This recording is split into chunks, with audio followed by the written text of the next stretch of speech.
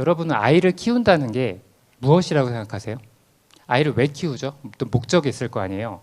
이런 걸 생각해 보시는 게 굉장히 중요해요. 목적이 분명해야, 방향이 분명해야 흔들리지 않거든요. 아이는 왜 키우십니까? 여기 웃으시는, 저를 보고 이제 미소를 띄우시는 분 한번 말씀해 보시겠어요? 아이를 왜 키우시죠? 독립적인 인간으로 만들기 위해서다. 또 책임감 있는 인격체로 키우기 위해서 육아를 하는 것입니다. 또 있습니까? 또 있어요? 아이 왜 키운다? 지금 키우시고 있으시잖아요. 유아, 초등학생, 정신과 육체, 결국 독립적인 인격체를 키우기 위해서 육아를 하는 것이다. 그렇죠. 그렇게 되죠. 우리가 육아를 하면 아이가 성인이 되고 나이가 들어서 결국 독립을 하잖아요. 근데 그걸 바라시죠. 자유로워지실 거예요. 저희 어머니들께서, 아버지들께서. 그렇게 되는데 그것은 육아의 목적은 아니죠. 대체로 그렇게 돼요. 성인이 되고. 지금 다 독립하셨죠? 본인의 부모님들에게서. 대체로 그렇게 되잖아요. 육아를 하게 되면 아이들은 대체로 독립을 하게 돼요. 다른 동물들도 마찬가지죠. 푸바오 아세요? 푸바오? 푸바오도 지금 다 커서 한 3살 됐잖아요. 독립해서 갔잖아요. 네, 자이언트 판다들은 독립을 해야 된대요. 같이 못 산대요. 인간들도 마찬가지예요. 지금은 아이가 어리지만 독립을 하게 될 거예요. 그러나 그것이 육아의 목적은 아니죠. 뭐가 육아의 목적일까요? 이론들이 지적하는 것은, 모든 이론들이 포인트로 지적하는 것은 우리 부모님들이 육아를 왜 하는가? 부모와 자녀 사이에 사랑을 형성하기 위해서라고 설명을 해요. 이게 명확해요. 육아의 목적은 부모와 자녀 사이에 사랑을 형성하는 것이다. 서로 사랑하는 거예요. 간단하죠? 사랑을 형성하면 아이는 커서 나중에 결국 독립하게 돼요. 독립이 먼저가 아니라 독립은 결과적인 거예요. 사랑을 하면 아이는 독립하게 돼요. 부모가 아이를 사랑하고 아이도 부모를 사랑한다는 거죠. 자, 그런데 여기 밑에 하나 더 있는 게, 육아의 목적이 부모와 자녀가 사랑하는 것에 있는데 아이가 전인적으로 잘 발달하고 크려면 이론들이 지적하는 것은 뭐가 더 중요하다라고 했을 때 핵심은 여기 키워드가 뭐라고 생각하세요? 육아의 목적에서 사랑이죠. 사랑. 맞아요? 사랑을 형성하는 거예요. 그런데 여러분이 주목해 봐야 될 점은 아이가 전인적으로 잘 발달하기 위해선 부모의 사랑이 크게 중요한 것이 아니라 뭐예요? 아이가, 자녀가 어머니들을 사랑해보는 경험을 하는 것이 결정적이란 사실이에요. 이런 개념을 들어보신 적이 있어요? 이게 잘 안 보이는 것 같아서 좀 안타까웠어요. 왜냐하면 육아서적이라든가 많은 콘텐츠들은 부모가 자녀를 어떻게 사랑해야 되는가, 어떻게 우리 해줄까, 우리 아이들. 예쁘잖아요. 사랑스럽죠? 사랑하시잖아요. 잘 크던가요, 그래서? 모르잖아요. 대체로 동물들도, 인간이 아닌 동물들도 푸바오 엄마 아이바오도 푸바오를 사랑해요. 핥아주고 나름 자기의 방식대로 살아간단 말이에요. 그런데 인간이 아기로 태어나서 잘 성장하게끔 결정적인 영향을 주는 것은 아이가 엄마를 사랑해 보는 경험을 하는 것이에요. 이게 결정적이에요. 그래서 이 설명에 공감을 하시고 이해하실 수 있다면 지금 이 순간부터 관점을 바꿔보실 필요가 있어요. 지금까지 우리 한국 부모님들은 아이를 사랑하잖아요. 어떻게 아이한테 뭔가를 해줄까에 초점을 맞추는데 아니에요. 아니에요. 이론은 그걸 밝히지 않아요. 모든 이론들은 이걸 지적을 해요. 아이가 엄마를, 아빠를 사랑해야 돼요. 그러면 부모 입장에선 어떻게 해야 될까요? 육아를 할 때, 아이를 바라볼 때 이 아이가 나를 어떻게 하면 사랑하게 하지? 이걸로 바꾸셔야 돼요. 그래서 이 아이가 엄마를, 아빠를 사랑하는 경험을 하면 전인적으로 잘 발달해요. 이 끝이에요, 육아가. 육아의 목적은 구체적으로 얘기하면 내가 아이를 잘 사랑해 줘야지가 아니에요. 왠 줄 아세요? 대체로 부모들은 아이를 사랑해요. 여기 참석하신 분들은 제가 100% 보장할 수 있어요. 아이를 사랑하기 때문에 여기 나오신 거예요. 이거 쉽지 않아요. 아침에 일찍 이런 정보들을 찾고, 이런 교육 정보를 찾고, 이런 분들 되게 소수예요. 혹시 아세요? 대체로 안 나오세요, 이런 거. 근데 여기 나오신 분들은 아이를 무조건 사랑하시는 거예요. 근데 뭐 하잖아요. 하나 알려드렸어요. 아이가 여러분을 사랑하게끔 해야 돼요. 이해는 되잖아요. 아이가 나를 사랑하게끔 하면 되는구나. 여러분이 사랑하는 게 별로 중요한 게 아니에요. 아이가 사랑하면 돼요. 엄마를. 그러면 이제 그 다음 질문은 뭐겠어요? 나를 어떻게 사랑하게 하지? 야, 나 사랑해? 이제부터 날 사랑해야 돼. 그러실 거예요? 너 나 사랑해 줄래? 어떻게? 친절하게 해주면 됩니까? 어떻게 할까요? 그것이 바로 육아 목표예요. 육아 목적은 뭐라고요? 사랑하게 해서 궁극적으로 부모와 자녀 사이에 사랑을 형성하는 거예요. 이를 위해서 목표가 있어요. 이 목표를 달성하면 서로 사랑할 수 있어요. 아이가 부모를 사랑하는 경험을 하게 되는데 그것을 바로 권위 있는 육아 스타일을 형성하는 것이라고 해요. 권위 있는 육아. 들어보셨습니까? 권위라는 단어를 떠올리면 어떤 생각이 드시나요? 좀 한국어에서는, 한국 문화에서는 막 좀 강제로 하고 통제하고 막 그런 느낌이 드는데 그런 뜻이 아니고요. 권위적인 거, 독재적인 거고 권위라는 것은 어떤 사람이 있을 때 난 저 사람이 좋아. 저 믿으세요? 모르죠. 처음 봤으니까. 근데 서로 사랑하게 되면 신뢰하고 믿게 되거든요. 그럼 따르고 싶잖아요. 저 사람 따르고 싶어. 그게 권위죠. 저 사람을 나는 따르고 싶어. 아이가 부모를 봤을 때 저게 우리 부모님이야. 우리 엄마야. 따르고 싶어요. 나 믿어요, 엄마. 이게 권위예요. 예컨대 좋은 이제 예가 뭐냐면 권위가 있느냐 부모한테 이게 우리 애가 저기 있는데 부르잖아요. 엄마가 애를 부르잖아요. 우리 아들, 우리 딸 이렇게 부른단 말이에요. 이때 아이는 어떻게 반응합니까? 엄마라고 바로 고개를 들고 엄마나 아빠를 바로 찾습니까? 내 목소리에 반응하는 것만 아이가 어떻게 반응하느냐만 봐도 부모에게 권위가 있다 없다를 어느 정도 확인할 수 있어요. 권위가 있는 부모에게 권위가 있다라고 하면 아이는 그 목소리에 민감하게 반응해요. 바라보거든요. 많은 사람들이 있어도 우리 아들이라고 했을 때 그 목소리가 꽂혀요. 이 많은 사람들이 있어도 엄마만을 딱 찍는단 말이에요. 이게 권위예요. 따르고 싶은 사람. 그래서 말을 잘 듣고 싶죠. 왜요? 당신이 나한테 권위가 있으니까 당신은 나한테 영향력이 있어요. 당신은 나한테 영향력이 있어요. 그래서 당신을 따르고 싶어요. 이게 부모의 권위예요. 아이가 따르고 싶어하는 마음. 권위 있는 존재로 보는 거예요. 내가 저 사람의 말은 잘 들어야 돼. 따라야 돼. 난 저 사람을 사랑하고 싶어. 그래서 권위 있는 부모에게 자녀는 대체로 잘 순종해요. 당연하게 순종하고 싶어요. 왜냐하면 순종했을 때 되게 좋았거든요. 경험이. 이것이 부모의 권위예요. 그래서 압제하거나 뭐 강제로 한다거나 그런 뜻이 아니에요. 그래서 권위 있는 육아라는 이론은 권위 있는 부모의 두 가지 태도적인 특성을 지적해요. 간단해요. 두 가지밖에 없어요. 권위 있는 육아는. 하나가 친절함, 또 하나가 단호함이에요. 간단히 말해 부드럽지만 단호한 부모. 태도가요. 권위 있는 육아는 일종의 스타일이에요. 스타일. 제 스타일 어때요? 저도 스타일이 있죠. 딱 봤을 때 스타일이 나온단 말이에요. 저는 어머니들, 부모님들의 육아 형태를 보면 스타일이 보여요. 그건 일종의 태도예요. 아이한테 말하는 거, 행동하는 거, 어떻게 의사결정하는 거, 이 모든 것들이 종합적으로 여러분의 스타일을 형성해요. 그 스타일이 어때야 한다고요? 권위 있어야 돼요. 이게 아니라 권위가 있어야 돼요. 딱 봤을 때 따르고 싶어야 돼요. 엄마, 권위 있는 육아의 두 가지 태도 특성을 하나씩 살펴볼게요. 첫 번째 특성이, 첫 번째 축이 친절함이에요. 권위 있는 부모가 되려면 아이에게 친절해야 돼요. 예컨대 뭘까요? 부모가 친절하다는 것은 여러 가지로 설명할 수 있는데 그 많은 것들 중에서 핵심적인 거 두 가지만 뽑는다고 하면 예컨대 이런 거죠. 신체 접촉하는 거. 여기 지금 아이 안고 있는 어머니께서 안고 있잖아요. 접촉, 신체 접촉. 눈 마주치는 거.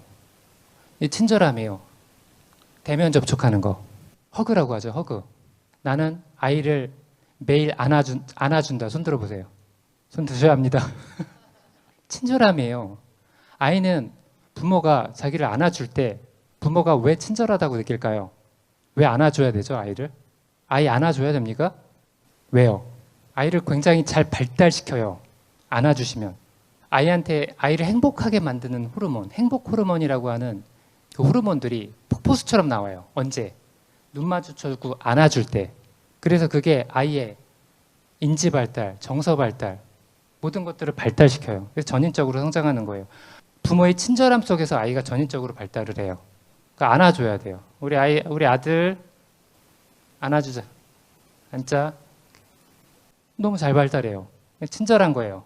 친절한 부모만이 또 아이를 잘 안아줄 수 있죠. 친절한 부모의 어떤 친절한 태도를 구성하는 가장 핵심적인 것은 이론들이 지적하는 핵심은 신체 접촉, 대면 접촉도 있지만 궁극적인 핵심은 반응에 있어요. 부모가 아이에게 잘 반응해 주는 거.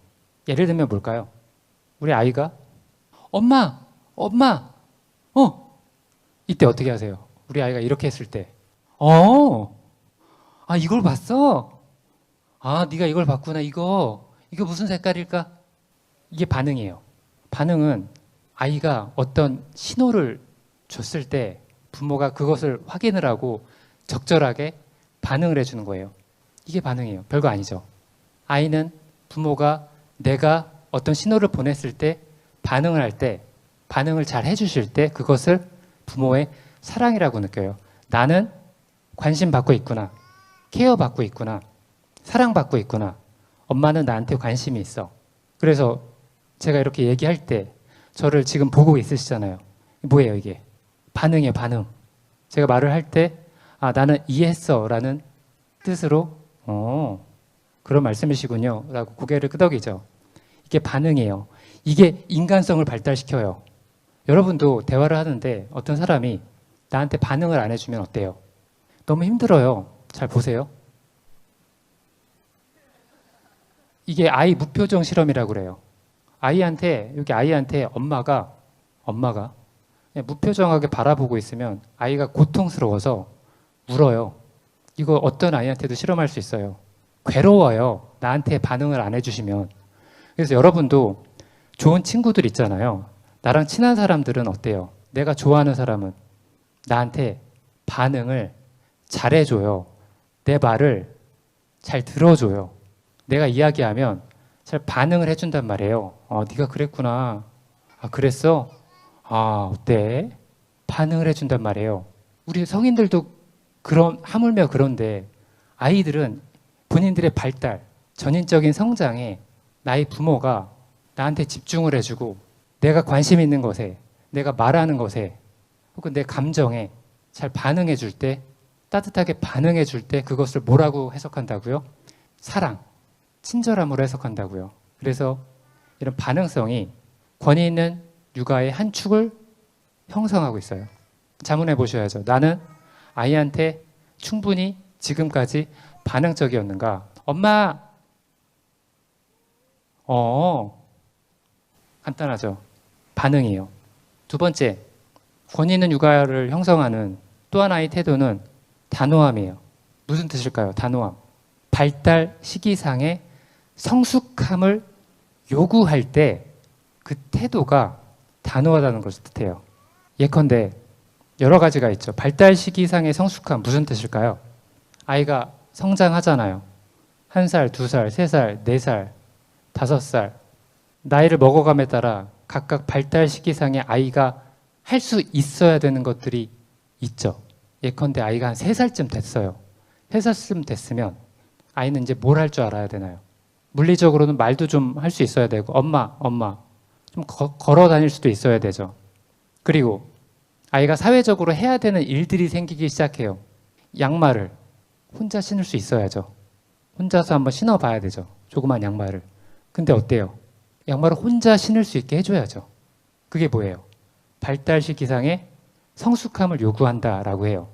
혹은 3살쯤 됐으면 이제 밥 먹는 거 어때야 돼요? 혼자 먹을 수 있어야 돼요. 근데 가끔 육아 방송 같은 데서 보면 초등학교 4학년이 된 애가 옆에서 할머니가 떠먹여주고 있죠. 혼자서 못 먹어요. 뭐예요? 그러면 아이가 성숙하지 못한 거예요. 사회적으로 발달하지 못했다라고 표현해요. 이론적으로. 그러면 이상하죠. 초등학교 4학년 아이가 키도 이만한데 막 이렇게 떠먹여주고 있으면 먹어 이렇게 하면 징그러워요. 사회적으로 발달을 못한 거예요. 성숙하지 못하면 사람이 징그러워요. 인간답지가 않아서 인간다운 모습이 아니기 때문에 그 모습이 이상한 거예요. 따라서 부모는 아이의 발달 시기상 이 발달 수준에선 아이가 무엇을 할 수 있을까를 인식을 하시고, 물론 이제 그건 나중에 또 공부하셔야겠죠. 아이의 어떤 성숙함을 요구해야 될지는 또 이제 공부하시면 돼요. 그러나 오늘 이 시간에 기억하실 것은, 이해하실 것은, 아이가 이 발달 시기상의 어떤 해야 되는 사회적인 과업들이 있는데 그것들을 나는 요구를 해야 돼요. 이건 네가 할 수 있어야 돼. 엄마가 못 해주는 거거든. 너 할 수 있다라고 생각해. 하게끔 해주는 거예요. 근데 아이가 엄마가 해줘요. 엄마가 해줘. 엄마가 떠먹여줘. 떠먹여줘. 그럴 때 우리 아이들 사랑하시잖아요. 마음이 어때요? 우리 자식인데 그래 엄마가 해줄게. 엄마가 해줄게. 이런단 말이에요. 만약 그렇게 하시면 발달 시기상의 성숙함을 요구하지 않는 것이 돼요. 왜요? 그 부모의 태도가 어때서? 탄호하지 않아서 그래요. 이제 리트리버 어미 로잘리거든요. 그때 영상을 보고 너무 놀랐어요. 이게 정석이네. 권위 있는 육아가 저건데? 저거예요. 새끼들을 사랑하잖아요. 보러 왔어. 보러 왔는데 새끼들이 젖을 먹고 싶잖아요. 근데 로잘리가 생각하기에 지금은 젖을 떼야 될 시기야. 이게 뭐예요? 발달 시기상의 성숙함. 요구했잖아요. 젖을 달라고 하니까 확 돌아서 안 돼! 단호했잖아요. 단호하니까 말 듣잖아요. 평화로워지잖아요. 다정하지만 단호하게 성숙함을 요구할 때는 굳은 의지예요. 권위 있는 육아란 일종의 의지예요. 성숙함을 요구를 해야지. 왜? 사랑하니까. 사랑하니까 내가 다 해줘야지. 이게 아니라고요. 왜요? 육아의 목적이 뭐라고 그랬어요? 구체적으로 하면 아이가 엄마를 사랑하게끔 하는 경험을 하는 거예요. 근데 단호하지 못해서 아이가 사회성 개발이 안 되면, 사회적으로 자기가 할 수 있는 것들을 못한다라고 하면 못났다고 생각을 하기 때문에 부모를 신뢰를 할 수가 없어요. 내가 사회적으로 일을 잘 못하는데 부모를 사랑할 수가 없는 일이에요. 난 괜찮은 사람이어야 내가 부드럽게 이 사회에서 이 구성원으로 살 수 있어야 엄마를 사랑할 수가 있어요. 단호해야 돼요. 성숙함을 요구하실 때 육아 스타일이란 건 그 학문적으로 연구된 내용이에요. 이 부모들, 수많은 부모들의 육아 형태를 봤단 말이에요. 그래서 이것들을 어떻게 분류할 수 없나? 패턴들을 찾았어요. 공통점들을 찾아보니까 많지가 않아요. 분류를 해보니까 지금 여기 있으신 분들도 어떤 스타일이 있고요. 분명히 어떤 스타일이 있고 그 스타일을 분류를 해보면 이 네 가지 중에 하나에 속해요. 대체로. 육아 간단해요. 우리 한국 부모님들의 육아는 이 네 가지밖에 없어요. 육아도 간단해요. 뭐 하시면 돼요? 목표가 뭐예요? 육아의 목표가. 권위 있는 육아 스타일을 형성하는 게 목표예요. 목적이 뭐라고요? 목적? 그건 목표고, 권위 있는 육아는 목적은 아이가 나를 사랑하게끔 하는 거예요. 그럼 잘 돼요. 모든 게 잘 풀려요. 어렵지 않아요. 좀 연습하시면 돼요. 공부하시고. 그래서 찾아보니까 학자들이 거의 한 30년 동안 부모들의 데이터들을 살펴보니까 크게 다를 게 없고 이 네 가지에 다 귀속이 되는데, 이 네 가지로 분류되는 기준은 아까도 설명됐듯이 첫 번째, 아이한테 친절한가, 따뜻하고 아이의 감정을 좀 들어주려고 하고 눈 마주치려고 하고 이런 부모인가가 첫 번째. 두 번째, 성숙함을 요구하는가. 젖을 먹으려고 어미한테 다가오는데 안 돼. 안 돼. 엄마 장난감 사줘. 안 돼. 그래서 단호한 거예요. 그럴 땐 단호해야 아이가 알아듣는단, 신호를 준단 말이에요. 그래서 단호한 태도로 아이한테 성숙함을 요구하는가? 두 번째예요. 이 두 가지 기준으로 나눠 보니까 부모들의 육아 스타일은 네 개로 나눠요. 권위 있는 육아는 살펴봤고 하나씩 한번 살펴보죠. 독재적인 육아라고 해요. 두 번째는 독재적인 육아는 아이한테 기준이 높아서 성숙함은 요구를 해요. 아이가 해야 될 것들은 요구하는데 뭐가 부족한 거예요? 독재적인 이유는 뭘까요? 따뜻하지가 않은 거예요. 너 숙제 있어? 너 아직도 안 했니? 엄마 하라고 그랬잖아. 해야지. 양치질해. 이때까지 해야 돼. 너 엄마 하라고 그랬어. 이런 스타일이 독재적이에요. 아이가 뭔가를 지켜야 될 것들은 잘 알고 있으신데 평소에 아이한테 수용적이고 반응적이지가 않은 거예요. 아, 네 마음은 그랬어? 막 이런 어떤 공감이 없는 거죠. 해! 지시가 많고 명령이 많아요. 너 이거 안 하면 감히 나한테 두드러지게 독재적인 부모들은 이런 태도로 아이를 키우고 있더라. 통제가 많죠. 너 이거 해야 돼. 울지 마. 엄마 이거 하라고 그랬어. 이런 스타일로. 아이한테 어떤 영향이 있을까요? 독재적인 육아 스타일로 아이를 키우면 아이의 마음은, 아이의 심리는 어떻게 형성이 될까요? 아이 마음 어떨 것 같아요? 부모가 독재적인 스타일로 나랑 같이 산다라고 하면 엄마가 나한테 친절하지 않고 할 일은 나한테 많고 요구하는 거는 많고 적대감이 형성이 돼요. 엄마를 믿지 않게 되죠. 사랑하고 싶은데 나를 혼내시니까. 자, 그 다음 세 번째는 허용적인 육아라고 해요. 허용적인 육아는 독재적인 육아와 반대로 따뜻하고 수용적이세요. 우리 같이 놀까? 엄마랑 놀자. 자, 아빠랑 놀러 가자. 아이스크림 줄까? 뭐 이런 스타일. TV 보여줄까? TV 보여줘. 그래. 친절해요, 아이한테. 기본적으로 친절하고 괜찮은 사람들이에요. 근데 성숙함을 요구를 하지 않아요. 아이가 이러면 어쩔 줄 몰라요. TV 더 볼 거야. 엄마 나 게임 좀 더 할게. 지금 계속 하고 있잖아. 이럴 때 어쩔 줄 몰라 해서 끌려다니는 거예요, 아이들한테. 왜? 단호하지가 못하니까 아이한테 성숙함을 요구하지 못했고, 성숙함을 요구하지 못하니 아이가 실제로 성숙해지지 못해서 사회적으로 예쁜 모습이 아니라 배기가 싫은 거예요. 저는 이제 그래서 유아들을 어떻게 키워야 합니까? 초등학교 준비 어떻게 해야 됩니까? 라고 했을 때 많은 이 세상은 막 공부시켜야 돼요. 막 한글 공부시켜야 돼요. 수학 공부, 연산 이런 거 준비해야 되죠. 라고 얘기하지만 안타까운데 인간성에 대해서 무지하니까 이 세상은 대체로 많이 제가 말씀드리는 것은 유아 키우는 부모님들의 목표는 이 아이가 초등학교에 들어갈 쯤 되면 누가 보더라도 저 아이가 보기가 좋은 아이가 되면 됩니다. 라고 말씀드려요. 보기가 좋아야 돼요. 저 보기 괜찮아요? 보기가 괜찮아요. 딱 봤을 때, 쟤 이제 학교 갈 나이인데, 괜찮네요. 보기가. 대체로 제가 지금까지 활동하면서 상담하고 경험하고 소통하고 경험했던 부모님들의 대부분은 한국 부모님들은 대체로 여기 허용적인 육아 스타일에 포함이 돼요. 친절하세요. 단호하지가 못해요. 트러블이 있죠. 힘든 거야, 육아가. 어떤 이제 선생님께서는 육아 쉽죠? 이렇게 말씀하세요. 육아 쉽게 할 수 있다고. 근데 우리 한국 부모님들이 육아가 어려워졌어요. 왜? 허용적이라서 그래요.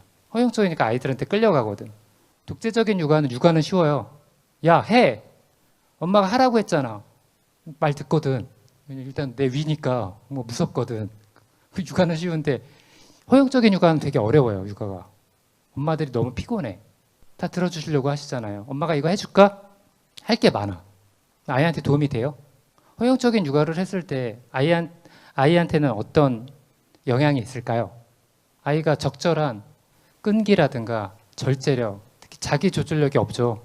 해줘! 떼쓰잖아. 신랑이 버리는 거 자주 하고. 그렇게 돼요. 그러면 아이한테 해롭죠. 그런 아이를 누가 좋아해요, 학교 가서. 자기 절제하지 못하고 허용적인 육아 아래에서 자기 맘대로 했던 아이들 좋아할 수가 없죠. 참을성 없죠. 절제가 안 돼요. 공부를 잘할 수가 없어요. 여러분, 공부 잘하는 아이들의 비결 하나가 뭔지 아세요? 심리 특성 하나만을 꼽는다라고 하면. 제가 정말 전달해드리고 알려드리고 싶은 내용이 많아요. 절제력이요, 절제력. 그리스로 유명한 안젤라 더거스 교수가 밝히기를 자제력이 높은 아이들이 성적이 일관적으로 높았음을 확인했어요. 그러면 유아 키우는 부모님들, 초등학생 키우는 부모님들은 지금 아이가 어떤 공부를 하느냐가 중요한 게 아니라 평소에 얘는 좀 내가 좀 불편하더라도 좀 잘 참을 수 있는가? 얘는 좀 절제를 하나?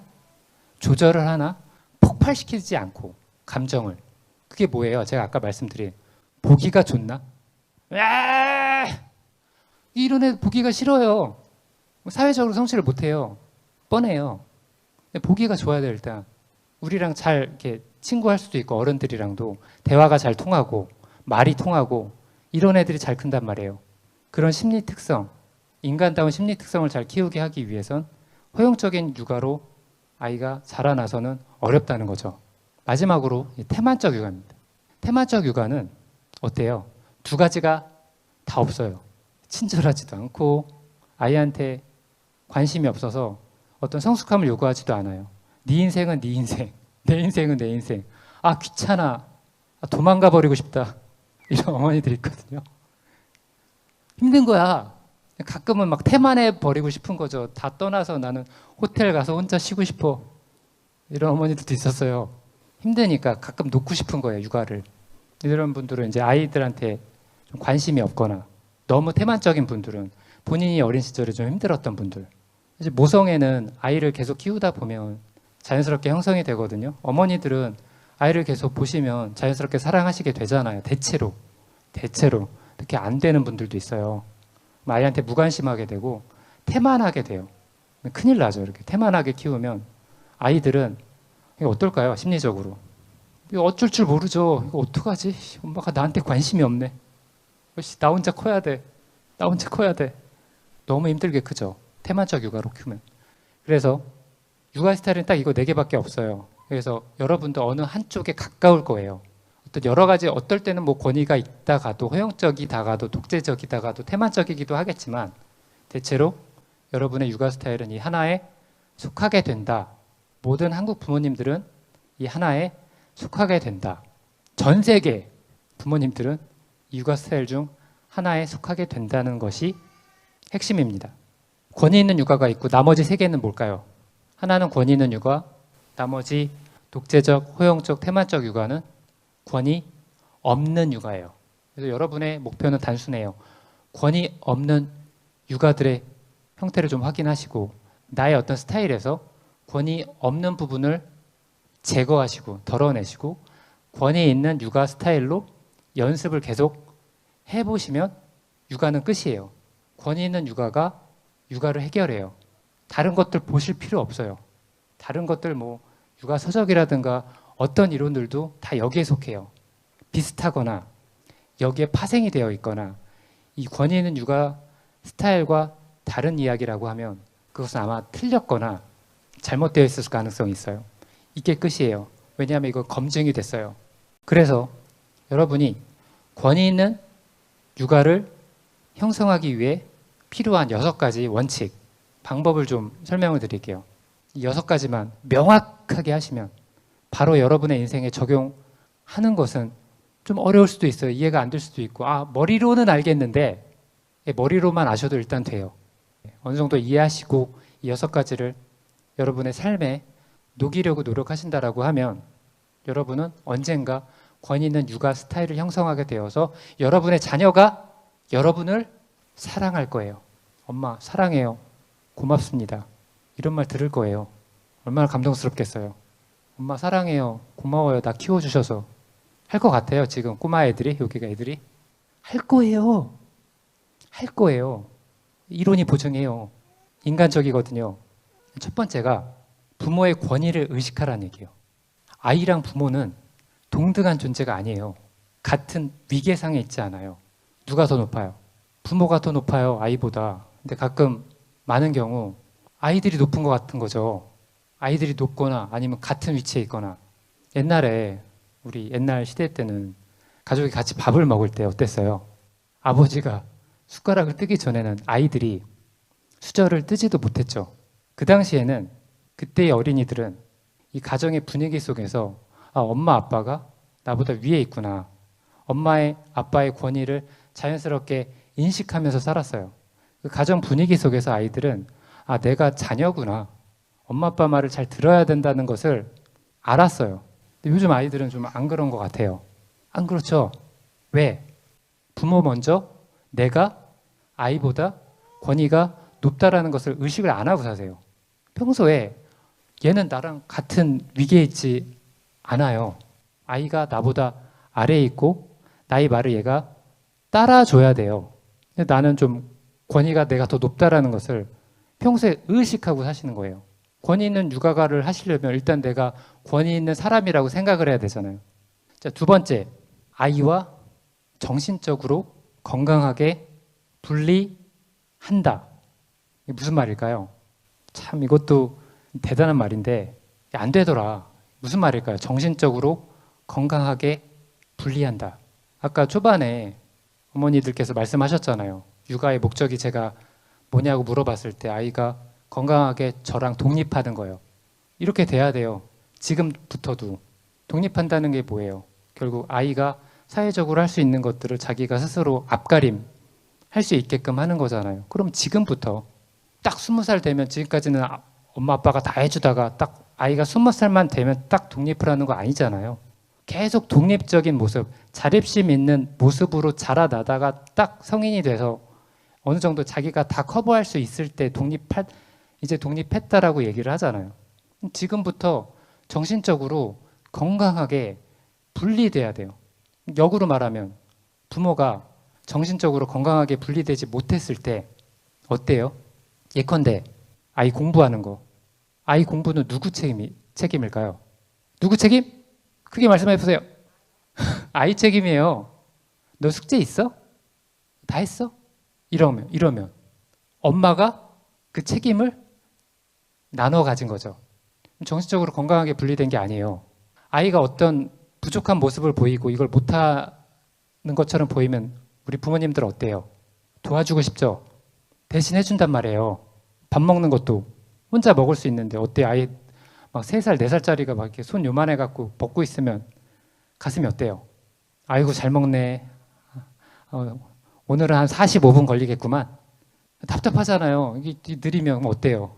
아유, 야, 일로 와. 내가 엄마 먹여줄게. 먹인단 말이에요. 뭐예요? 아이가 혼자 먹는다는 그 과업을 어떻게 한 거예요? 지금 또 하는 거예요. 내게 된 거야. 양치질 해야지. 양치질 할 시간이다. 양치질해. 이것도 굉장히 많이 나오는 고민거리 중에 하나예요. 제가 이제 예로 드리는 거는 지금까지 경험한 것들인데 양치질해. 뭐예요? 작가님 양치질은 해야죠. 당연히 해야죠. 당연히 하긴 해야죠. 양치질에 또 하는 거잖아요. 책임을 또. 아이가 스스로 자립할 수 있게끔 해줘야 되는데 계속 간섭한단 말이에요. 관여한단 말이에요. 왜? 정신적으로 건강하게 아이와 분리하지 못했기 때문에 아이의 그 일이 내 것처럼 느껴지시나 봐요. 저는 너무 신기해요. 공감은 하겠어요. 근데 그게 내 일이라고 하면 관여할 수밖에 없고 분리되지가 못했으니까 해줘야 될 것 같은 거죠. 불필요하게 계속 관여하고 지시하게 되고 결국은 통제적이 되는 거죠. 그럼 뭐예요? 아이랑 결국 싫은 거예요.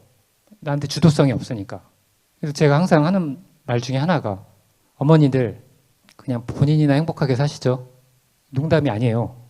저는 이 16년 동안 계속 공부를 했고 찾았어요. 인간답게 사는 것이 무엇인가?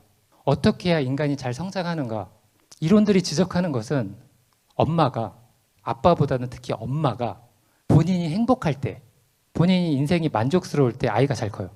굳이 아이한테 신경 쓰지 않아도 그냥 본인 인생이 괜찮으면 아이가 잘 커요. 당신이나 좀 잘 살지? 나 신경 쓰지 마시고. 뭐예요 이게? 정신적으로 건강하게 분리된다라는 개념이에요. 정신적으로 건강하게 분리되어야 아이의 인생에 불필요하게 개입하지 않아요. 분리하지 못한 어머니들은, 분리되지 못한 부모님들은 아이의 인생에 불필요하게 개입을 해요. 불필요하게 개입하면 어떤 일이 일어날까요?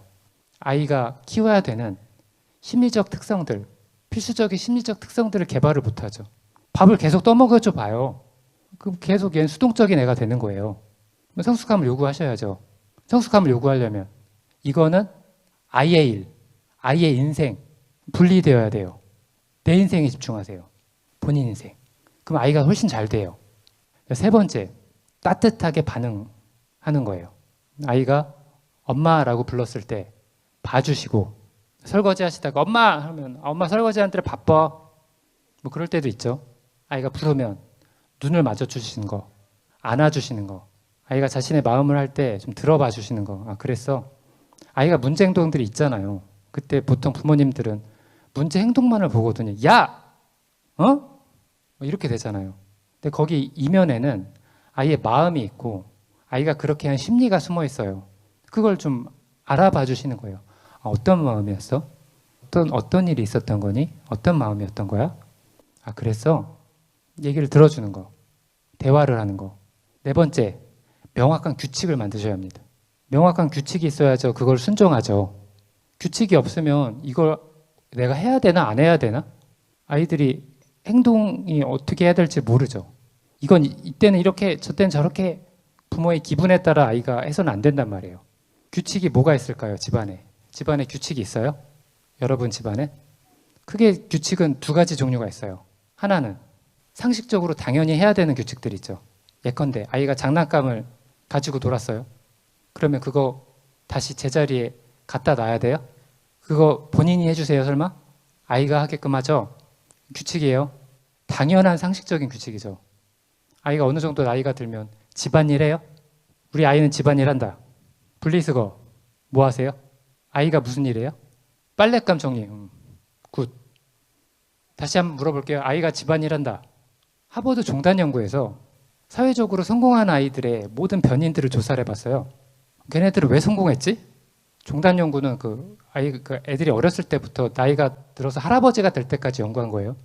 변인이 하나밖에 없었어요. 유의미한 변인이. 집안일. 집안일 하는 아이들이 사회적으로 성취해요. 당연해요. 생각해 보세요. 왜? 팔을 걷어 붙이고 아, 이건 내가 해야 되는 일이지. 우리 집에 기여해. 보람이 있어. 봉사정신, 희생, 노력, 끈기. 쓰레기 누가 버려야 되잖아요. 하기 싫잖아요. 근데 우리 가족을 위해서 하잖아요. 빨래 개기, 명확한 규칙. 집안일에 참여하는 건 당연한 거예요? 당연한 거예요. 아이는 이 가족에 포함이 되어 있으면 구성원이라고 하면 당연히 해야 되는 거예요. 두 번째 종류의 규칙은 합의가 필요한 규칙. 예컨대 아이의 자율권이 있는 거 있잖아요. 시간 조건이 붙는 것들, 이런 거. 뭐 컴퓨터를 사용한다라든가 스마트폰을 사용하는 어떤 시간에 대한 거. 합의가 필요한 것들, 당연한 것들 말고 TV를 본다라든가. 그럼 규칙들이 있어야 돼요. 아이랑 합의를 해야죠, 이런 거는. 이거는 이렇게 합의하고 이거 지킬 수 있을까? 이렇게 하면 되겠니? 집안에 규칙, 체계가 있을 때 아이들이 안정적으로 성장하는 거예요. 그리고 부모의 육아가 쉬워지죠. 다섯 번째, 발달 시기상의 성숙함을 요구한다. 계속 나왔던 거죠. 아이의 지금 나이에 맞는 성숙함을 요구하시는 거예요. 그때 이 태도는 어때야 돼요? 단호하게. 목에 칼이 들어와야 돼. 이거는 의지예요. 넌 이걸 넘어설 수 없어. 이건 넌 지켜야 돼. 여섯 번째, 부부 중심의 가정 생활을 하는 거예요. 권위 있는 육아를 하시려면 무슨 말일까요? 아이는 여러분 가정에서 그냥 덤으로 키우는 느낌으로, 얘 덤이야. 덤 아세요? 덤. 마트 가면 이렇게 막 큰 거 하나 사면 이렇게 테이프로 동동 이렇게 여기 매주잖아요. 이 덤이잖아요. 덤. 아이 키우는 그렇게 하시면 돼요. 이거는 우리 부부가 가정에서 제일 중요한 관계가 뭐예요? 부모 자녀 관계가 더 중요해요? 아니면 부부 관계가 더 중요해요? 부부 관계가 더 중요하다. 맞아요. 부부 관계가 핵심이에요. 부부 관계는 아이 입장에선 어떤 거예요? 나의 성장 환경이거든요. 부부 관계가 핵심이에요. 부부 관계가 좋으면요, 대체로 육아 문제가 없어요. 아이는 잘 큽니다. 그러면 부모가 권위 있는 육아를 하기 위해서 아이 중심이 아니라 아이만 계속 바라보는, 아이 위주로 생활이 돌아가는 게 아니라 부부 중심으로 이 가정 생활이 돌아가면 되는 거예요. 아이는 덤으로 우리 옆에서 그냥 같이 자라나는 어린 존재라고 생각하시고 부부가 행복하게 사시는 거예요. 부부가 원하는 생활을 하시는 거예요. 대화를 하더라도 식탁에서 부부가 잘 대화를 하시면 돼요. 아이들의 어휘력에 가장 큰 영향을 주는 요소를 찾아봤어요. 막 독서하게끔 하시잖아요. 아이 책 읽잖아요. 독서보다 더 아이의 문해력과 어휘력, 학업 성취도를 크게 높이는 요소가 뭘까요? 아이들이랑 부모가 같이 밥 먹는 거예요. 식사가요. 가족 식사가 아이들의 높은 학업 성취들을 가장 잘 예측해요. 왜요? 아이들이 부부가 서로 대화하는 것을 듣고 자기도 참여하거든요. 부부가 대화가 잘 되는 집안의 아이들이 공부를 잘한다니까요. 같이 밥을 먹어야 되고요. 부부 중심의 가정생활을 하는 거예요. 자, 사례들을 하나씩 볼게요. 이제부터 좀 여러분이 참여하시면 좋겠습니다. 사례들을 살펴보시고 이게 어떤 스타일이고 어떤 문제가 있고 어떻게 바뀌어야 되는지 한번 맞춰보세요. 첫 번째, 아이가 이제 밥을 먹고 있어요. 아이가 잘 먹을 수 있도록 엄마가 아이 옆에 앉아서 숟가락으로 떠먹여주고 있는 거죠. 이런 모습 많이 본단 말이에요, 한국에서. 괜찮은 육아 스타일이에요. 자, 어떤 게 문제예요? 한번 손 들고 한번 말씀해 보시겠어요? 말씀해 보세요. 그렇죠. 스스로 먹을 수 있게 해준다. 솔루션이죠. 자, 근데 솔루션을 내기 전에 이 문제점을 한번 말씀해 보세요. 어떤 육아 스타일이에요? 그렇지, 이제 알잖아요. 이게 학습의 효과예요. 교육의 힘입니다. 아시잖아요. 딱 여러분이 육아를 잘하시려면 다른 집안의 육아의 문제점을 잘 보실 수 있으면 돼요. 육아를 잘하시는 분들은 다른 집안의 문제들을 해결할 수 있어요. 그래야 내 것도 해결하잖아요. 허용적인 육아예요. 왜 허용적이라고 얘기를 해요? 단호한 것은 태도고 구체적으로 내용은 뭐예요? 왜 허용적이 되었죠? 허용적인 육아의 정의가 뭐였어요? 발달 시기상의 성숙함을 요구하지 않는 부모. 요구하지 않았잖아요. 밥은 혼자 먹게 해야지. 시간이 많이 걸려도. 어떤 분도 그래. 시간이 너무 많이 걸려요. 답답해서 어떻게 보겠어요. 내가 먹여주고 말지. 이런 분들 어때요? 이런 어떤 지인 엄마가 여러분의 친구라고 하면 어떻게 얘기해 주시겠어요? 그래도 안 돼. 이렇게 하실 거예요? 어떻게? 소탐대실 아니에요. 소탐대실. 그거 조금 이득을 보겠다고 아이한테 뭘 안 키워주는 거예요. 자립심을 안 키워주는 거잖아요. 아이한테 엄청 손해가 나요. 그리고 나중에 본인이 엄청 고생할 거예요. 아이가 할 줄 아는 게 없는 거야. 아이가 본인이 능력이 있다라고 느껴야 돼요. 본인을 해석하기를. 자존감이잖아요. 나 능력 있는 사람이에요, 엄마. 나 능력 있는 사람인 것 같아요. 이런 데서 시작하는 거예요. 혼자 밥 먹는 거 아무것도 아닌 것 같은데 그럼 기다려줘야죠. 투자예요, 투자. 되게 혼자서 막 흘리고 막 난리가 나겠죠, 처음에는. 기다려줘야 돼요, 혼자 할 수 있도록. 자, 두 번째 갈게요. 아이 학업을 도와주기. 학교 숙제가 있는지 엄마가 물어보면 점검해주는 엄마가 있어요. 학교 왔는데? 학교 돌아왔는데? 너 숙제 있니? 물어본단 말이에요. 숙제 있어? 뭐 있어요, 엄마. 그래? 그거 언제 할 거야? 이따가 저기 하고 4시쯤 할게요. 이렇다라는 거예요. 자, 이런 육아 스타일은 어때요? 자, 어떤 육아 스타일이에요? 허용적인 육아예요? 왜요? 또 있어요? 다른 의견 있어요? 아이 학업 도와주기. 말씀해 보세요. 좀 크게 말씀해 주시겠어요? 마이크를 좀 준비했으면 좋았을 텐데. 권위 있는 육아예요? 권위 있는 육아예요? 어떻게, 왜요? 또 다른 의견 있어요? 이 육아 스타일, 권위 있는 육아면 이렇게 하시겠네요. 그럼 여기 어머니께서는 너 숙제 있어? 오늘 숙제 있어? 너 오늘 숙제 있니? 숙제 있구나. 그렇게 하신다는 거죠? 그렇게 하실 거예요? 학업은 누구 책임이에요? 아이 책임이잖아요. 자, 너 숙제 있니? 자, 원리를 생각해 보세요. 원리. 어렵지 않잖아요. 원리. 이렇게 되면 우리 아이가 어떻게 클까? 아이한테 어떤 영향이 있을까? 이걸 생각해 보는 거예요. 인과를 생각해 보는 거예요. 원인과 결과를. 너 숙제 있어?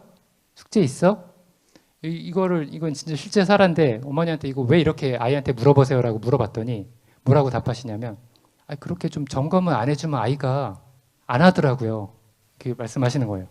그래서 제가 계속 체크를 해주게 돼요 라고 말씀하셨어요. 일견 일리가 있어 보이긴 하죠. 아이가 안 하니까. 근데 너 숙제 있어? 숙제 있어? 라고 아이한테 계속 물어보는 스타일로 아이와 같이 살게 되면 아이는 어떤 영향이 있을까요? 아이한테는. 질문 드려볼게요. 아이는 스스로 자기 숙제를 점검하게 될까요? 엄마가 너 숙제 있어? 라고 이렇게 물어보면 아이는 스스로 숙제를 점검하는 사람이 될까요? 상식이죠. 아닐 것 같죠? 아니에요. 왜? 엄마가 체크해 주는데? 이거 엄마가 거의 막 나의 비서야. 되게 편한 거죠. 오우씨. 나 숙제? 모르겠는데? 엄마가 한번 봐줄래? 알림장 좀 봐줘봐. 그럼 아이가 스스로 점검을 못해서 주도성이 떨어지고 자립심이 떨어져서 공부를 잘할 수 없어요. 명확해요. 그래서 이것은 아이한테 발달 시기상의 성숙함을 요구하지 않는 거고, 그런 성숙함을 요구하지 못하는 엄마의 심리는 뭐예요? 정신적으로 건강하게 분리되지 못해서 저 일이 누구 거? 내 거야.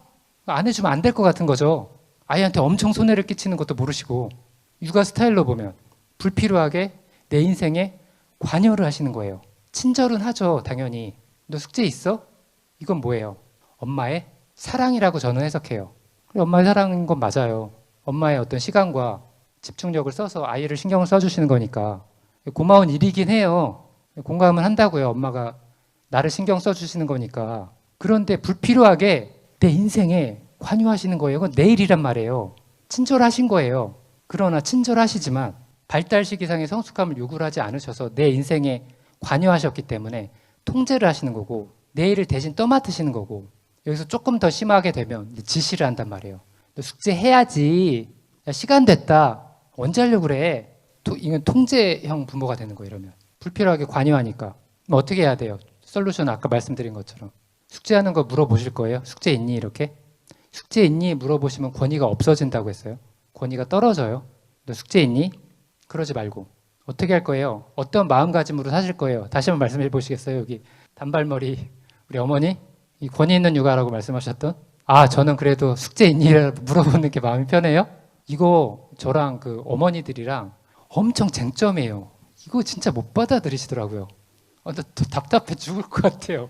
저는 그 아이의 마음이거든요. 아이의 마음. 아이의 마음을 되게 잘 알아요. 공부도 엄청 많이 했기 때문에. 아이가 어떻게 잘 되는지를 말씀을 드리는데 못 믿으시는 거야. 그래서 저는 그냥 숙제 있니라고 물어볼게요. 물어보시면 안 돼요.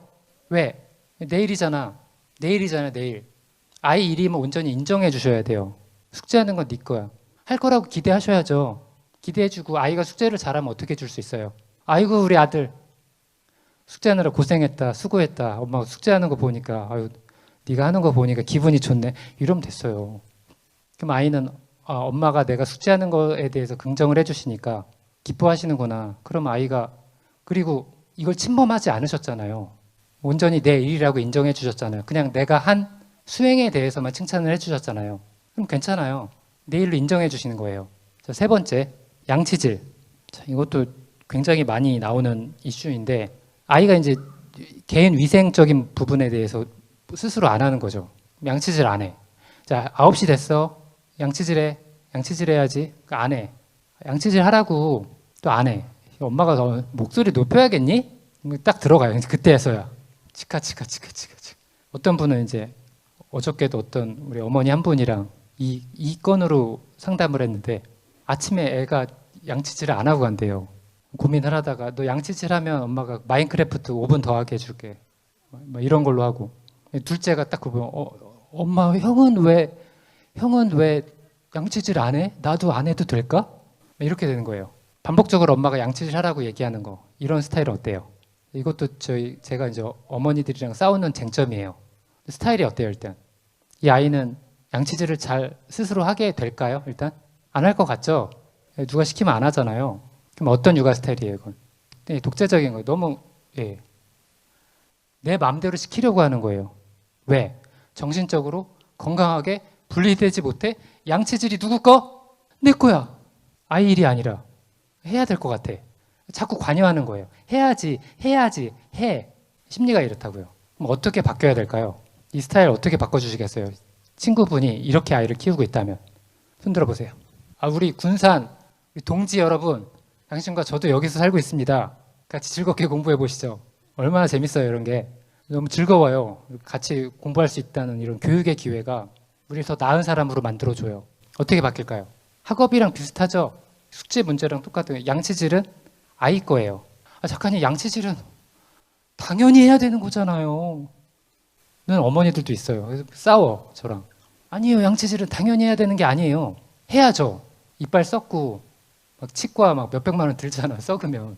근데 그런 문제, 그것 때문에 그런 게 아니라 양치질은 아이가 이제 계속 혼자서 해야 되잖아요. 그럼 여러분이라면 아이가 양치질을 잘하게끔 하고 싶다라고 하면 어떻게 키우시겠어요? 어떻게 피드백을 주고 아이랑 어떤 상호작용을 하시면서 같이 생활하시겠어요? 말씀해 보시겠어요? 그렇지. 이런 아이디어가 떠오르잖아요. 그거예요. 모델링이라고 그래요. 같이 협업하는 거. 엄마랑 같이 양치질 할래? 치크치크치크치크. 재밌지? 이게 어떤 아이가 양치질을 왜 안 하는 줄 아세요? 왜 공부를 잘 안 하는 줄 아세요? 왜요? 양치질, 공부와 관련된 경험이 기분이 나쁜 거예요.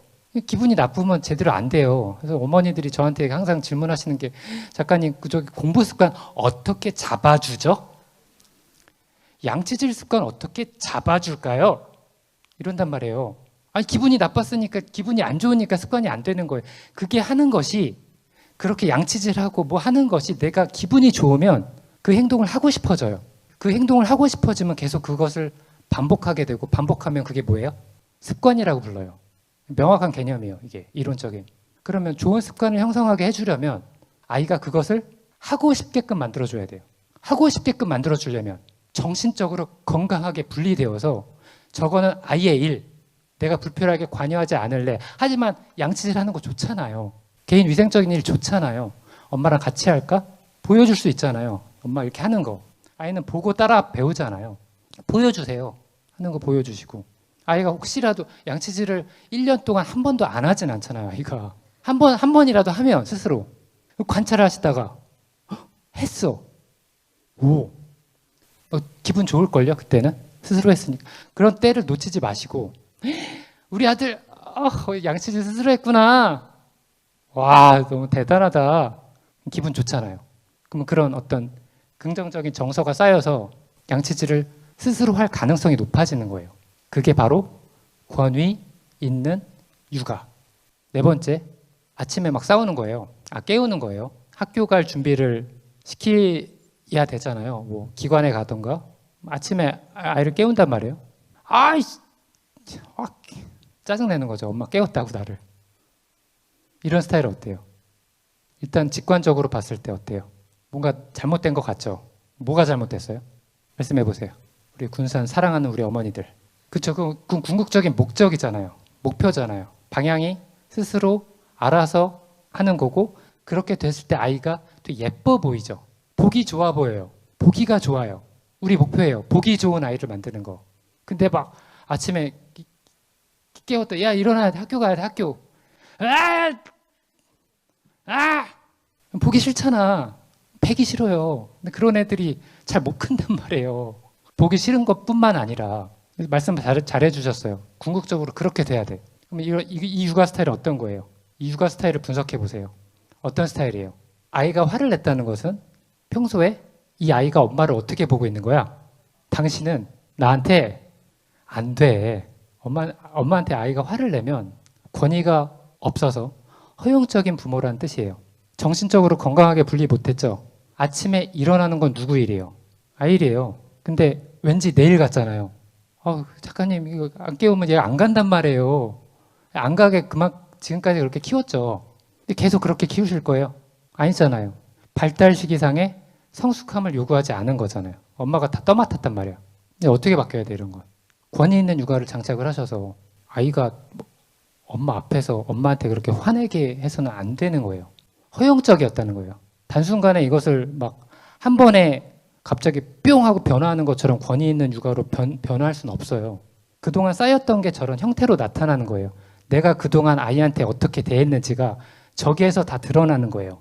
아까 제가 말씀드렸던 6가지 기억하시고 적용하려고 노력하셔야 돼요. 이런 부모는. 5번째, 대치하다 아이 버리고 가기. 아이가 안아달라고 엄마에게 막 떼를 쓰는 거예요. 엄마 안아줘, 안아줘, 안아줘. 막 길거리에서 이렇게 있는데.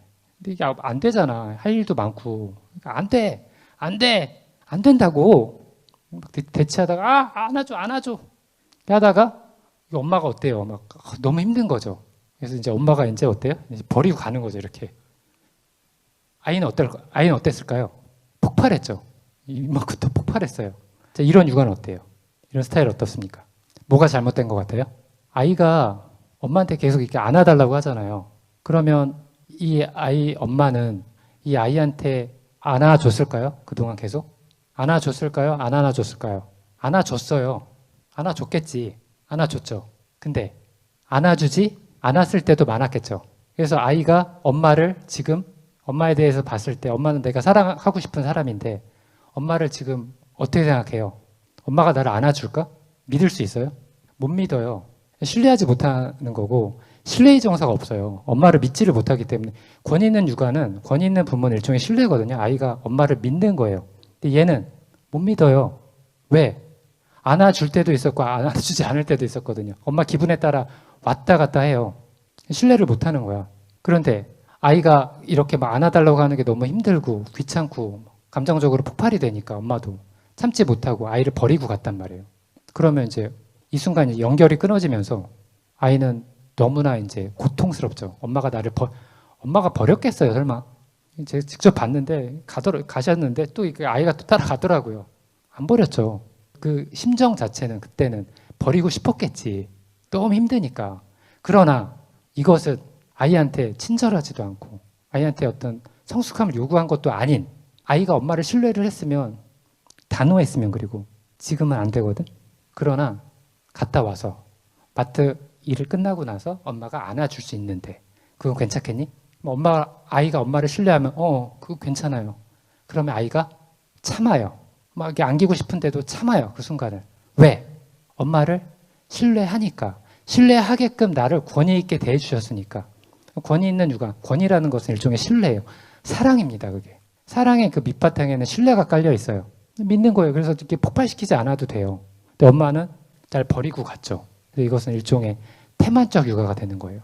이렇게 키우면 힘든 거예요. 아이도 힘들고 엄마도 힘들고. 6번째, 미디어 게임. 유튜브나 요즘 스마트폰이나 게임 같은 거 아이들이 많이 하는데 게임 같은 거 할 수 있는 시간을 정해놓는단 말이에요. 근데 아이들이 시간이 좀 모자른 것 같으니까 엄마 더 할게. 더 할게. 나 좀만 더 해도 될까? 엄마 나 이거 숙제했으니까 이거 하게 할게. 좀만 더 해도 이런단 말이에요. 그리고 엄마 나 친구네 집에 좀 갔다 와도 될까? 친구네에선 잔뜩 할 수 있거든요. 여러 가지 방식으로 더 하려고 그래요. 엄마는 어때요? 이거 못해. 안 돼. 시간을 정했잖니? 신랑이 한단 말이에요. 이런 건 어때요? 시간을 정했잖아요. 근데 아이가 안 지키지는 거잖아요. 그러면은 이제 이게 아이가 규율 감각이 없다 이렇게 표현해요. 규칙이 너무 많이 바뀌었었거나 일관되지 않았기 때문에 역시 이걸 신뢰하지 않는 거예요. 뭘 신뢰하지 않아요? 이 규칙을 지켜야 된다는 걸 신뢰하지 않아요. 이 규칙은 언제 내가 조금 때를 쓰고 협상을 하면 깰 수도 있겠네 라고 생각을 하니까 자꾸 딜을 걸어요. 그래서 이런 부모, 아이랑 신랑이 하는 부모는 권위 있는 육아예요? 권위 없는 육아예요? 권위가 없고 허용적인 거예요. 부모가 아이랑 약속을 했으면 규칙을 정했으면 목에 칼이 들어와도 그걸 지켜야 되는데 안 지키고 이랬다가 저랬다고 하니까 아이가 자꾸 간을 봐요. 실랑이를 벌이죠. 엄마 좀 더 할게. 그리고 한 번은 들어줘요. 그럼 그게 굉장히 큰 신호가 되는 거예요. 아, 엄마가 이걸 들어주셨구나. 다음번에도 이걸 이용해야지. 천재들이에요, 천재. 구멍을 엄청 잘 찾아요. 왜? 권위가 없으니까. 7번째, 아이와 놀아주기. 아이와 역할극 놀이를 하느라 어떤 엄마가 아이가 역할극 아시죠? 야, 우리 뭐가 있었어? 그랬어? 막 이렇게 막 하면 어때요? 무지하게 힘들단 말이야. 너무 힘든 거지, 이게. 근데 그거를 아이가 너무 좋아하는 거죠. 좋아해서 엄마가 아이한테 해줘야 되니까 너무 힘드니까 머리도 아프고 그러니까 약을 먹어요. 약을 먹으면서까지 아이랑 놀아주었어요. 너무 힘든 거야. 근데 가면 갈수록. 이런 육아는 어때요? 네, 허용적인 육아예요. 뭐 어떻게 바꿀까요? 그렇죠. 그렇게 바꾸실 수 있는 거죠. 이렇게 합의하고 협상을 하는 거예요. 이 시간만 해줄 수 있을까? 혹은 괜찮겠어요. 그렇게 하시면 근데 괜찮아요? 그래도 힘들잖아요. 힘들잖아요. 그래도 시간을 정해서 한다고 하더라도 힘들잖아요. 제가 더 나은 솔루션을 드릴게요. 역할극 놀이 안 해줘도 돼요. 꼭 해줘야 돼? 우리 아이들이 그걸 좋아하긴 하죠. 안 해줘도 돼. 플러스 알파잖아요. 다른 걸 찾겠죠. 우리 인류는 항상 대안을 찾아왔어요. 이걸 못하면 다른 걸로 하면 돼. 엄마한테 손해가 끼치잖아. 육아에서 정말 가장 중요한 인물 하나를 꼽으라고 하면 누구예요? 누가 제일 중요해? 엄마가 제일 중요해요. 엄마. 엄마의 건강이 제일 중요해요. 엄마가 행복하고 너무 힘들면 안 돼요. 우리 사회는, 우리 국가는 우리 엄마들을 지원해주고 엄마들을 도와줘야 돼요. 지지해줘야 됩니다. 엄마가 제일 중요해요. 근데 이 일곱 번째 보면 엄마가 진이 빠져 그 약 먹고 있잖아요. 그러면 이 역학극 놀이는 끝났다고 쳐요. 이 엄마가 아내로서, 엄마로서, 친구로서, 자녀로서 자기가 해야 되는 사회적 역할들이 있잖아요. 진이 빠졌는데 어떻게 해? 해주지 말라고요. 안 해줘도 돼. 근데 왜 해주게 돼요? 호용적이기 때문에 왠지 해줘야 될 것 같고 아이가 저렇게 원하는데 이렇게 된단 말이에요. 안 해줘도 된다니까. 그거 안 해줘도 아이 발달에 하등 상관이 없어요. 본인이 힘들면 안 해주셔도 돼요. 아이한테 꼭 필요한 거 아니잖아요. 또 얘기하는 거죠. 엄마가 체력이 약하거든. 놀아주고는 싶은데 못 해주니까 엄마가 체력이 좀 힘이 안 빠지는 거 다른 걸로 한번 하면 좋겠어. 이렇게 다른 방식으로 해줄 수도 있잖아요. 아이가 그게 안 된다라고 신호가 가면, 명확하게 신호가 가면 다른 길을 찾아요. 근데 이 아이가 계속 엄마한테 엄마가 그렇게 안 해주니까 막 엄마가 막 역학을 놀이 하면서 조금 하시다가 좋으시고 뭐 아이가 열받는 거예요. 아니 나랑 놀아주기로 했잖아. 근데 왜 졸아? 머리 아프고 졸고 막 힘드니까 약 먹고 하시는 건데 그게 아이한테 도움이 되겠어요? 오히려 해롭다는 거죠. 왜? 허용적이니까. 본인한테 집중하세요. 본인. 내가 건강해야 돼. 아이한테 아이 때문에 너무 힘들면 안 된다고요. 자, 8번째. 상전아이. 마음에 안 드는 게 있을 때마다 엄마한테 화를 내고 자기 기분 풀어주려면, 내 기분 풀어주려면 초콜릿이나 좀 줘. 이런 아이가 있어요. 내 기분 풀고 싶어? 초콜릿이나 내놔. 자, 마지막에 제일 쉽죠? 어떤 육아예요, 이건? 어떤 육아 스타일이에요? 너무나 허용적인 육아 스타일이에요. 이렇게 키우면 안 돼요. 아이한테 해로워. 이런 아이를 누가 좋아해? 권위 감각이 없는 거예요. 순종 감각이 없어서 학교 가면 잘하겠어요, 이런 아이들이. 감사합니다. 5살 아들이랑 3살 딸 키우고 있는데요. 전 오늘 또 강의 제목에 훈육 방법이 있으셨잖아요. 근데 저는 훈육이 가장 어려운 것 같아요. 다른 거는 어느 정도 잘하고 있구나 싶은 이제 자기 만족이 있는데 훈육은 하려다가도 화가 돼 버리니까 이게 참다가 그걸 한번 여쭤보고 싶습니다. 어떻게 하는 게 가장 좋은 훈육 방법인지. 강의에서도 나왔었는데 훈육이라는 게 아이가 올바른 행동을 할 수 있도록 학습시키는 거잖아요. 근데 보통 우리 어머니들은 뭘로 하려고 그래요? 훈육이라고 생각하면 보통은 봐봐요. 이거 생활 용어인데 말이죠, 말. 아이를 앉혀놓고 훈육은 뭔가 아이가 나쁜 행동을 했을 때 그렇게 하면 안 되는 거야. 네가 이렇게 해야 되는 거지. 라고 해서 말로 하려고 하거든요. 아이가 말을 잘 듣던가요? 그러면? 어때요? 잘 못 알아듣죠. 5살이면 못 알아들어요. 못 알아들어요. 5살이면 동물에 가까워요. 멍멍이. 왜? 뇌발달이 안 됐잖아요. 말로 하면 안 들어먹어요. 못 알아먹어. 발달이 안 돼서. 그래서 훈육이 어려워서 제가 다른 거는 자신이 있는데 훈육이 잘 안 되는 것 같아서 훈육을 어떻게 해야 되는지 잘 궁금합니다라고 질문해 주신 것 같아요. 근데 아까도 제가 여기서 말씀드렸던 것처럼 훈육이 아니라 권위 있는 육아를 하시는 건데 제가 권위 있는 육아에서 훈육을 어떻게 해야 된다는 걸 넣었어요? 안 넣었어요. 그게 중요했으면 넣었겠지. 특히 5살 아이들은 훈육으로 키우는 게 아니고요. 물론 이제 되고 안 되고의 어떤 한계선을 정해줄 때는 말을 간단히 하시되 아이가 막 전기 플러그로 이렇게 꼽으려고 그래, 손을. 그거 안 돼. 너 충격받아서 너 큰일 날 수 있어. 말해줄 수는 있지. 그걸 끝나는 거예요.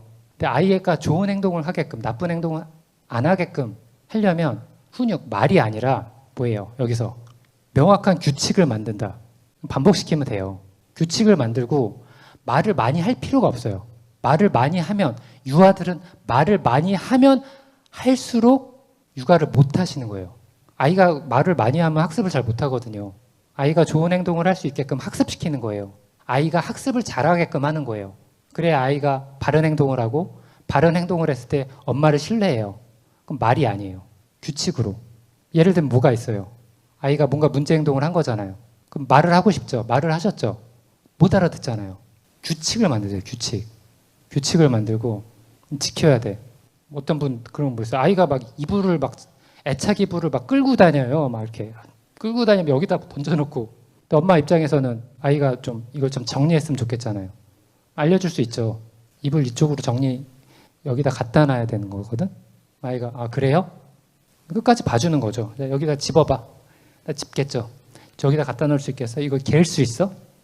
하는 걸 다 봐요. 이렇게 해주고 아이가 딱 완료를 했으면 아유 우리 아들 잘했다. 아유 이불도 이제 잘 개네. 끝.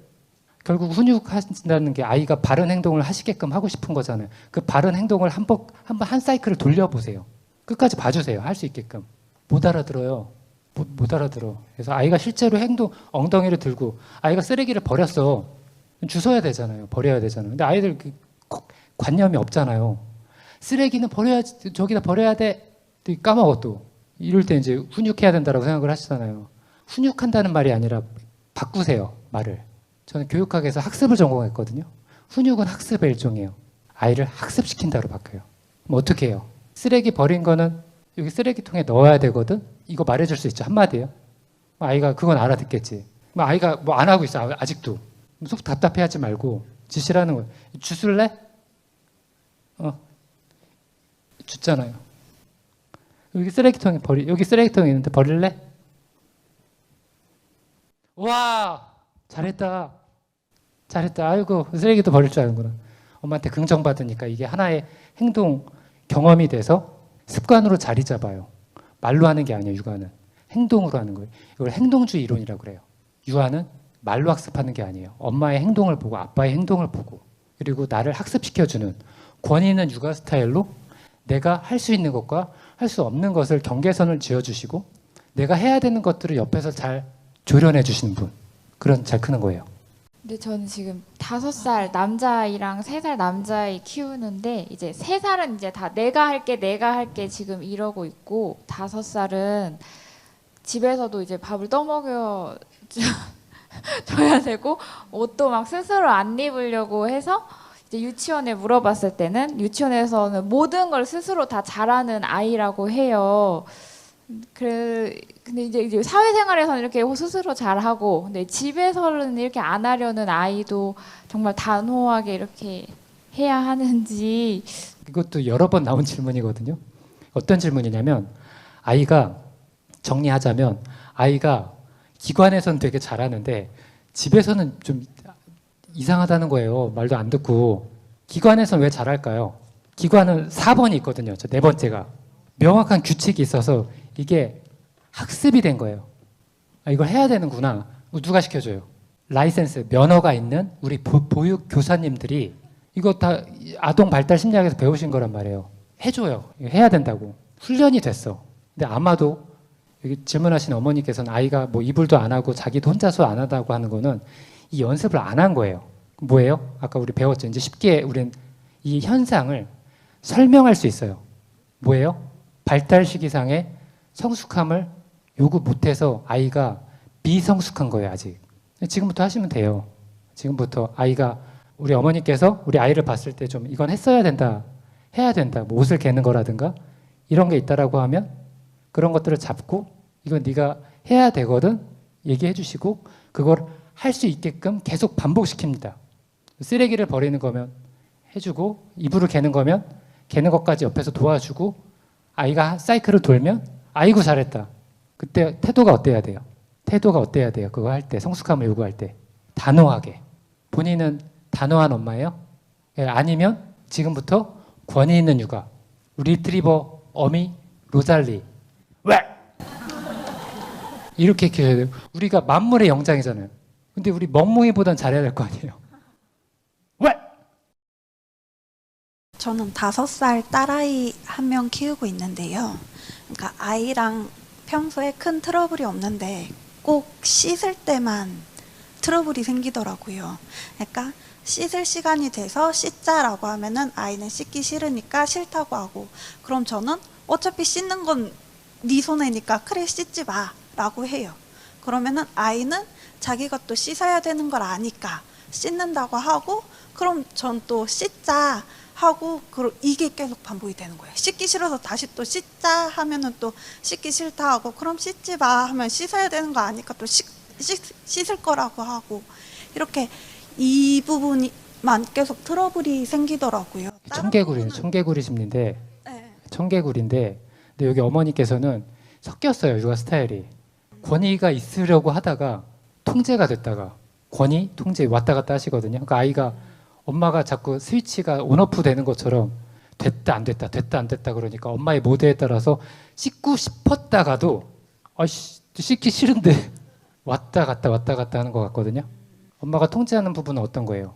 예를 들면 씻자 아니요, 전 솔직히 얘가 안 씻어도 안 씻고 그냥 자도 상관이 없거든요. 그게 권위 있는 육아. 그래서 너 안 씻어도 돼. 그 권위.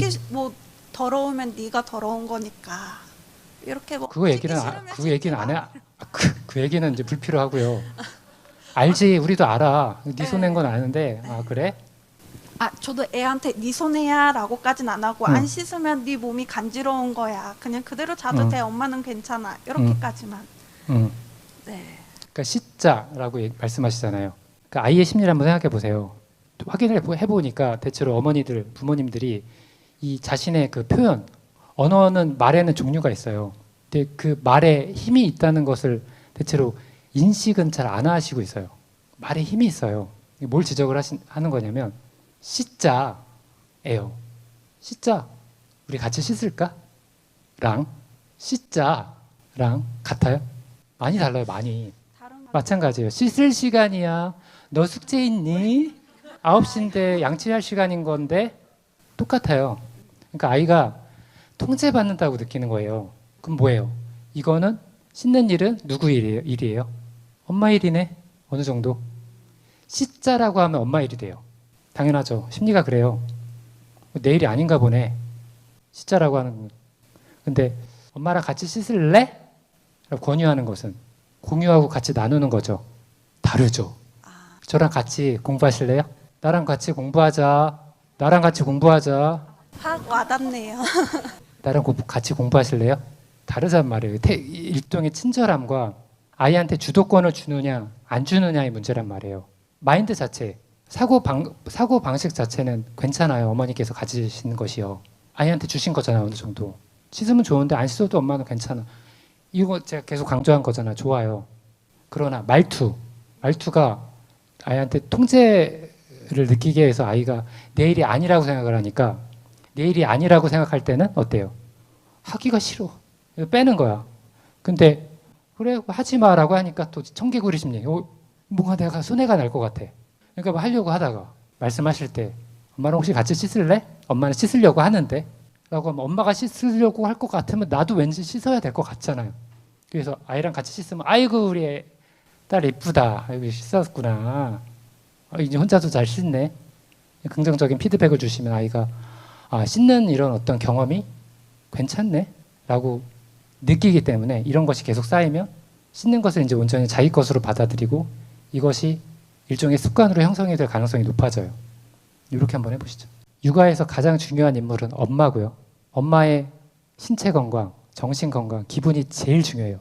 엄마가 지금 부담스러우시잖아요. 그런 신체 접촉을 안 해줘도 상관이 없는데 아이가 그걸 원하잖아요. 원하는데 아이가 이것을 내가 할 수 없다라고 학습이 안 되어 있어요. 해도 되는 것 같아. 해도 되니까 계속 엄마한테 부비부비 이게 안긴단 말이에요. 이게 막 좋아한단 말이에요. 좋은데 한계가 있어야 되고 어머니께서 딱 하실 수 있는 범위까지만 해주시되 중요한 게 뭔지 아세요? 이 정도까지만 할 수 있다는 것을 반복을 시켜야 되고 아이랑 이런 주제를 가지고 11살이라고 그랬죠. 그럼 말을 알아듣잖아요. 덩치가 크니까 11살짜리는 또 힘들단 말이에요. 리트리버만 하잖아요. 학습을 시켜야 돼요. 엄마가 그리고 본인의 상태를 아이한테 알려야 돼요. 명확하게. 엄마가 이 부분은 피곤해서 그런데 너를 싫어해서 그런 게 아니고 이 정도까지만 엄마가 해줄 수 있거든. 반복을 시켜야 돼요. 여기까지만 엄마가 할 수 있어. 이래도 될까? 아이가 생각해보고 안 돼. 내가 원하는 대로 할 거야. 이러면 이제 허용적인 육아가 되는 거고. 근데 이거는 단호해야 돼요. 아이가 잘 크려면. 내가 건강해야 돼요. 내가 기분이 나쁘고 내가 힘들면 안 돼요. 아이가 그 정도 안 해줬다고 해도 안 죽어요. 허용적인 육아. 안쓰러우니까 해주신다고요. 근데 아이한테 그게 해롭다니까요. 왜? 엄마가 건강해지지 않으니까. 피곤하고 스트레스 받으시니까. 여러분의 인생에서 스트레스를 줄이셔야 돼요. 본인들이 제일 중요해요. 지금. 아이들은 좀 손해를 봐도 돼요. 그대들만 행복하실 수 있다면 괜찮아요. 본인 위주로 사시는 거예요. 아까 뭐라고 나왔어요? 부부 중심의 가정생활을 한다. 본인 중심의 가정생활을 하는 거예요. 아이 중심으로 안 하셔도 돼요. 나 중심으로. 내가 건강하게. 아까 나온 것 중에 숙제 모든 부모님들이 다 이렇게 했니? 챙겨주고 확인하고 저 역시도 이제 그러고 있는데 이게 이제 학교 시스템이라고 해야 돼요. 요즘은 앱 활용을 많이 하잖아요. 학교에서도 뭐 IM스쿨, 뭐 하이클래스 이런 앱을 통해서 알림장이 엄마들한테 와요. 그러니까 솔직히 말하면 아이한테 물어보지 않아도 이미 엄마는 학교에서 무슨 일을 했고 과제는 뭐고 뭘 준비해야 되고 뭐 내일은 미술 활동이 있으니 밝은 색깔 옷은 입히지 말아주세요. 선생님부터가 이 알림장을 엄마들이 볼 수 있게 공지를 하니까 엄마 입장에서는 제가 확인하는 저의 숙제를 선생님이 주신 것 같은 느낌이라고 해야 되나요? 근데 문제는 특히 학기 초에 이게 많이 이루어지는 일인데 준비할 거 굉장히 많죠. 가정통신문이라든지 뭐 이런 것들을 선생님들이 원하시는 거는 오늘 줬으면 내일 바로 갖고 오기를 바라시죠. 근데 그런 거를 아이 혼자 스스로 하게 두기에는 선생님한테 지적받는 일들이 생겨요. 그 다음날 안 갖고 오면 실명으로 누구누구 뭐뭐뭐 안 갖고 왔다고 이렇게. 그럼 이게 공개적으로 다 모든 엄마들이 이제 누구는 안 갖고 왔대요. 얘는 3번이나 불렸어. 그러니까 그런 문제를 아이한테만 책임을 주기에는 엄마 입장에서 불안하고 또 우리 아이는 그런 것도 챙기지 못하는 뭐 그런 좀 칠칠맞은 아이가 될까봐 이제 이게 쌓이니까 습관이 돼서 진짜 말 그대로 오늘 숙제 있니? 해야지 가방에 넣는지까지도 확인하고 또 남자애들 같은 경우는 가방에 넣는데도 깜빡하고 제출 안 하는 경우도 생겨요. 근데 이런 거를 규칙을 만들고 뭐 이런 식으로 어떻게 아까 이렇게 뭐 칭찬해주고 이런 것도 해봤는데 그렇게 이제 디지털 형태로 알림이 전송이 되고 준비물들을 그렇게 알림장 형태로 전달이 되는데 문제는 우리 선생님께서 교사께서 그렇게 준비가 안 된 학생들을 이제 지적을 하고 안 될 것 같으니까 그게 그러면 안 될 것 같으니까 우리 어머니께서 이거 좀 챙겨줄 수밖에 없게 된다 이런 내용이에요.